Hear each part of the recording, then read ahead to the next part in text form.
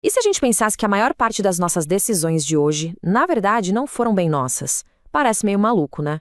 Bom, nesta análise a gente vai mergulhar fundo nas forças invisíveis, nos hábitos que, sem que a gente nem perceba, estão o tempo todo moldando quem nós somos. Vamos nessa?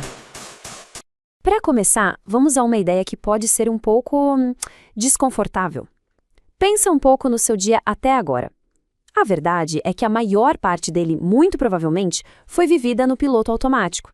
Pois é, a pesquisa que baseia a nossa conversa de hoje aponta que cerca de 95% do que a gente faz é automático, é não intencional. Isso é impressionante, para dizer o mínimo. E nos leva a uma pergunta fundamental. Se na maior parte do tempo não somos nós no comando consciente, quem ou o que está guiando a nossa vida? E é aqui que a coisa fica séria. Porque se agimos sem pensar, isso significa que a nossa identidade, o nosso caráter, está sendo formado por essas pequenas ações repetidas. Sabe, nossos hábitos viram parte de quem a gente é, definindo a gente sem que a gente nem pare para consentir com isso. Mas, claro, nem todo hábito é igual, né? A fonte que a gente está explorando ajuda a gente a entender isso, dividindo essas ações automáticas em duas categorias bem distintas. E a diferença entre elas? É aí que está o pulo do gato. De um lado, a gente tem o que o autor chama de práticas tênues. Pensa nelas como a manutenção do dia a dia, sabe? São funcionais. Do outro lado, estão as práticas densas. Essas sim são o alicerce da nossa identidade. Elas vêm carregadas de significado. Uma coisa é o que nos faz funcionar. A outra é o que nos faz ser quem somos. As práticas tênues são aquelas coisas que a gente faz sem nem pensar, né? Escovar os dentes, tomar aquele café da manhã de sempre, pegar o mesmo caminho para o trabalho.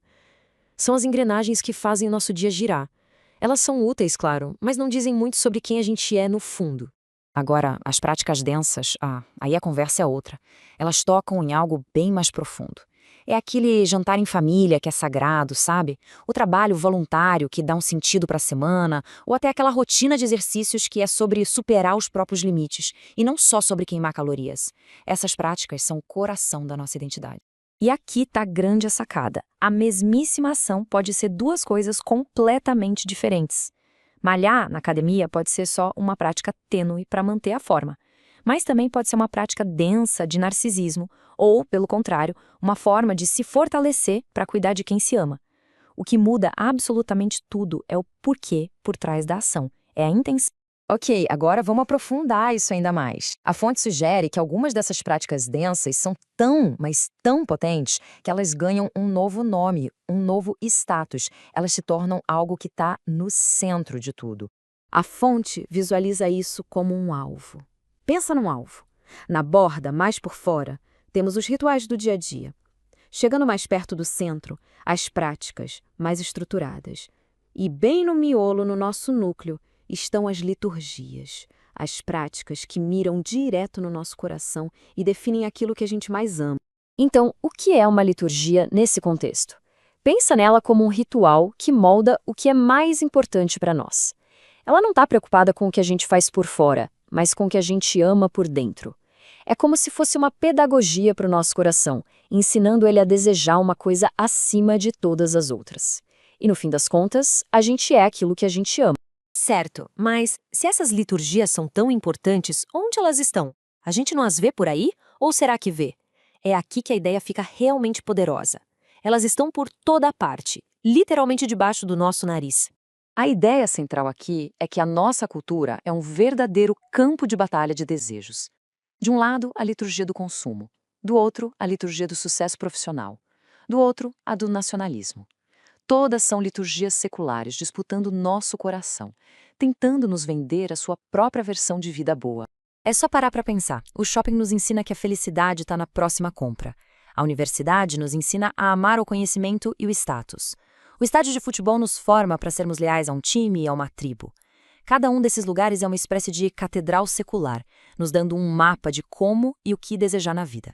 E o resultado de tudo isso é uma espécie de cabo de guerra constante pelo nosso coração, pelos nossos afetos mais profundos. E é interessante notar que a fonte que a gente está analisando hoje olha para essa batalha a partir de uma perspectiva cristã bem específica.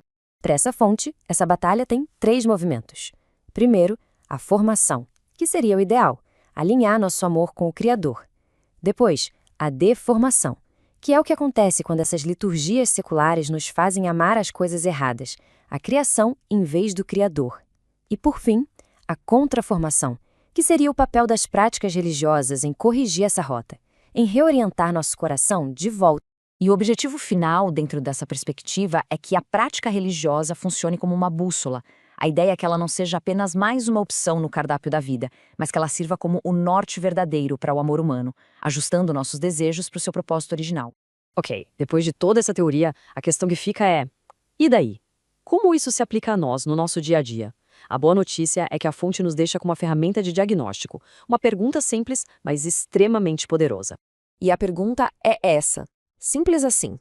Para cada hábito, desde rolar o feed do celular de manhã até o jeito como a gente passa o fim de semana, a gente pode se perguntar que tipo de pessoa essa prática está me tornando. Para onde isso está apontando o meu coração? É uma pergunta que nos tira do piloto automático e nos dá a chance de, quem sabe, escolher conscientemente o que a gente realmente quer amar. Uma reflexão para levar para a vida. Obrigada pela companhia nesta análise.